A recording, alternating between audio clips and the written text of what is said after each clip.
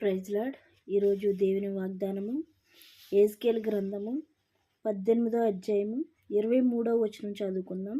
నిన్నటి దినాన్న యేసుక్రీస్తు మనకిచ్చిన సంతోషం చూసాం. ఇక్కడైతే మనము ఆయనకి ఏ సంతోషం ఇస్తున్నామో చూడండి ఒకసారి. దుష్టులు మరణము నొందుట చేత నాకేమాత్రమును సంతోషము కలుగునా, వారు తమ ప్రవర్తన దిద్దుకొని బ్రతుకుటయే నాకు సంతోషం. ఇదే ప్రభువైన యెహోవాకు. దేవుడు మనకిచ్చే సంతోషం చూసాం.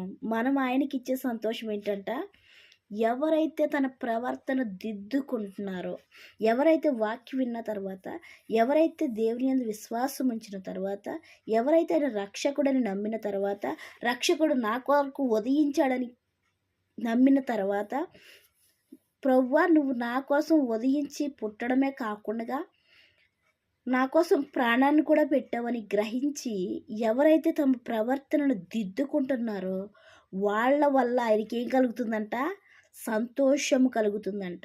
దేవుడు నీ కుటుంబంలో ఉన్న కష్టాలను, ఇరుకులను, ఇబ్బందులను తీసివేయడానికి పుట్టి నీ కుటుంబంలో సంతోషాన్ని కలుగజేస్తుంటే నువ్వేం చేస్తున్నావంటే దేవునికి దుఃఖాన్ని కలుగజేసేదానిగా ఉండినట్లయితే ఇక్కడ వాక్యంతో మాట్లాడుతున్నాడు. ఆయన ఏమని మాట్లాడుతున్నాడంటే, దుష్టుడు మరణము నొందుట నాకు ఏమాత్రమును సంతోషము లేదు. ఎందుకు ఆయనకి సంతోషం లేదంటే, వారు తమ ప్రవర్తనను దిద్దుకొని బ్రతుకుటయే నాకు సంతోషం. ఎలా కలుగుతుందంటే ఆయనకి సంతోషం, ఎందుకంటే నువ్వు నేను నరకంలో కాలిపోవుట ఆయనకి ఇష్టం లేదు కాబట్టి, నరకంలో నలిగిపోవుట ఆయనకి ఇష్టం లేదు కాబట్టి, అసలు ఆయనకి ఎందుకు ఇష్టం ఉండకపోవడం అని నువ్వు ప్రశ్నించినట్లయితే, ఆయన స్వహస్తాలతో ఆయన ఒక కుమ్మరిలాగా మనల్ని ఒక కుండ తయారు చేసినట్టు మనల్ని తయారు చేసేవాడిగా ఉన్నాడు. ఇంకా ఆయన యొక్క ఆత్మను, జీవాత్మను మనలో పోసేవాడిగా ఉన్నాడు. లేకపోయినట్లయితే మనం అసలు పుట్టి ఉండేవారమే కాదు. ఎందుకంటే నరుడు దేవుని ఆత్మ ద్వారాగా జీవాత్మ, దేవుడు వాయువు ఊదగా నరుడు జీవాత్మ అయ్యను అంటున్నాడు. ఆ ఆత్మ నరకములోకి వెళ్ళిపోవడం దేవునికి ఇష్టం లేదు. ఎందుకంటే ఆయన స్వహస్తాలతో వాళ్ళని కన్నాడు కాబట్టి, పెంచుతున్నాడు కాబట్టి, వాళ్ళు ఎక్కడికి వెళ్ళిపోకుండా ఉండాలని ఆయన కోరుకుంటున్నాడు, నరకానికి వెళ్ళిపోకుండా ఉండాలని ఆయన కోరుకునేవాడిగా ఉన్నాడు. ఎందుకంటే మనము ఈ లోకంలో ఉన్న పిల్లల్ని కన్న తర్వాత వాళ్ళు మనకి ఏమి చేసినా చేయకపోయినా కూడా వాళ్ళ బాగుండాలని మనం కోరుకునేవారిగా ఉంటున్నాం. ఈ లోకంలో కన్నా ఒక్కరిద్దరి కోసమే నువ్వు ఇంతలా పాటు పడుతుంటే, ఇంతమందిని తయారు చేసిన దేవుడు ఎంత చింతపడతాడు, ఎంత పాటు పడతాడు, ఎంత అవస్థ పడుతున్నాడు, ఎంత అవస్థ పడ్డాడు. ఆ విషయాన్ని మనం గ్రహించేవారిగా ఉండినట్లయితే దేవునికి మహిమ కలుగును గాక.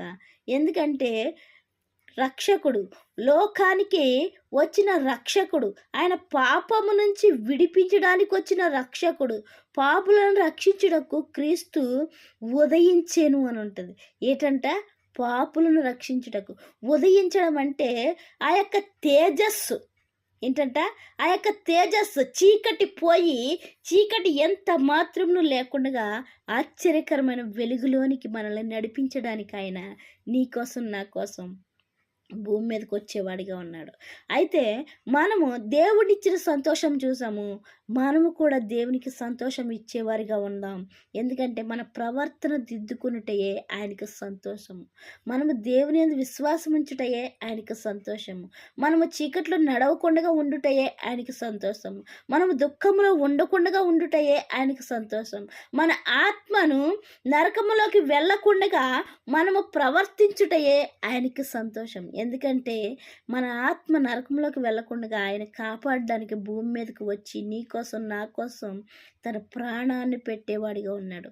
అప్పుడు అలాంటి రక్షకుని మనము నమ్మి మన ప్రవర్తన ఎప్పుడైతే దిద్దుకుంటున్నామో అప్పుడు దేవుడు కూడా సంతోషించేవాడిగా ఉన్నాడు.